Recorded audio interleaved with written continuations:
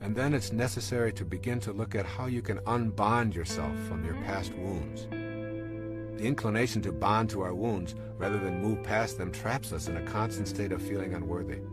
A person who has experienced traumatic events in life, such as incest or abuse or sexual molestation or the death of loved ones or traumatic illnesses or accidents or family disruptions or drug addictions, can become bonded to them and replay them for attention or pity.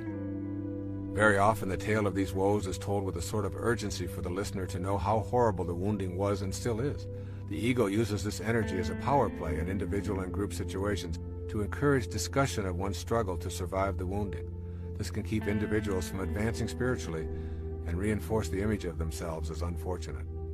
The tendency to bond with the wounds of our lives reminds us of how unworthy we are of receiving anything that we really would like because we remain in a state of suffering.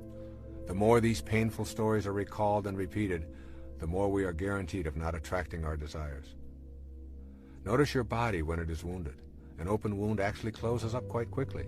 Just imagine what it would be like if that wound remained open for a long time. It would become infected and ultimately would kill the entire organism. The closing up of a wound and allowing it to heal can work the same way in your inner world of thoughts. When you go backward and continuously relive your pain, including labeling yourself incest survivor, alcoholic, sexual abuse survivor, you do so because of your inner experiences of bitterness. This harvest of bitterness keeps you from feeling worthy. So don't lead with your injuries. Deal with them and ask family and friends to be compassionate while you are grieving or recuperating. Then ask them to kindly remind you when it has taken on the form of a predictable response. The way out of bonding to your wounds is through forgiveness. Forgiveness is the most powerful thing you can do for your physiology and your spirituality. Forgiveness means that you fill yourself with love and you radiate that love outward and refuse to hang on to the venom or hatred that was engendered by the behaviors that caused the wounds in the first place. Forgiveness is a spiritual act of love for yourself, and it sends a message to everyone, including yourself, that you are an object of love, and that is what you are going to impart. Feeling worthy is essential to being able to attract to yourself what you desire. It is simply a matter of common sense. If you don't feel that you deserve something, why would the divine energy that is in all things send it your way? Let's look at a plan for adopting and honoring your worthiness to receive and attract from the divine source. The word inspiration literally means to be infused with spirit. In spirit, if you will. Practice doing what you love and loving what you do each day. This puts you in spirit and literally provides you with the enthusiasm for being a worthy recipient of God's grace. The word enthusiasm comes from the Greek root entheos, to be filled with God. Then make every effort to remove internal habits of pessimism, negativity, judgment, complaints, gossip, cynicism, resentment, and fault-finding from your vocabulary and your inner dialogue. Replace them with optimism, love, acceptance, kindness, and peace as your way of processing your world and the people in it. Then give yourself quiet time each day to erase feelings of unworthiness. And also read spiritual literature and poetry and listen to soothing classical music whenever possible.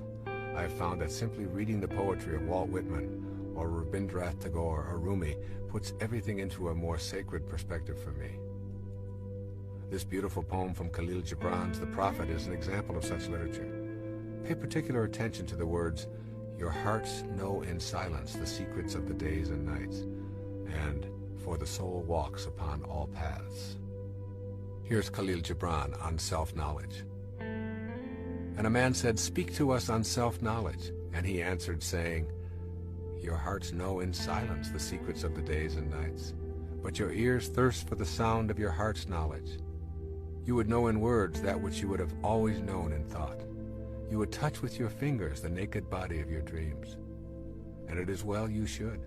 The hidden wellspring of your soul must needs rise and run murmuring to the sea, and the treasure of your infinite depths would be revealed to your eyes, but let there be no scales to weigh your unknown treasure, and seek not the depths of your knowledge with staff or sounding line, for self is a sea boundless and measureless. Say not, I have found the truth, but rather, I have found a truth. Say not, I have found the path of the soul. Say rather, I have met the soul walking upon my path. For the soul walks upon all paths. The soul walks not upon a line, neither does it grow like a reed.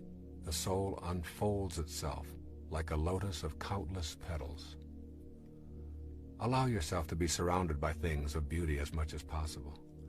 Each evening I leave my typewriter and I go out to the beach and I experience the magnificence of the sun setting over the Gulf of Mexico. To be a part of this sunset fills me with a sense of home beyond this planet and opens me up to the deeper nature within myself. I could never feel unworthy of the grace and munificence of the universe when I'm immersed in such beauty. Virtually any experience of beauty has a tendency to remove doubt about your own divinity and connection to the ultimate truth that is in everything and everyone. And then practice kindness toward yourself and others as frequently as possible. Give up your need to be right and to win in favor of being kind, and you will soon know the bliss of inner peace. Remember, your highest self only wants peace. When you are practicing kindness, peace shows up right on schedule. When you are at peace with yourself and your world, you know that you are a worthy recipient of all that comes your way. Make it your own special mission to be kind to others each day at least once, and to extend the same privilege to yourself as much as possible. Also, begin to process the universe as a friendly rather than an unfriendly place. Place all of your wounds from the earlier stages of your life into the category lessons for life. Remember, for every act of evil, there are a million acts of kindness. This universe runs on the energy of harmony and balance. Breathe in that energy and breathe out the ideas of your being life's victim. And finally, say it over and over until it registers. I am what I am, and I am worthy of the abundance that is the universe and all that is in it, including me.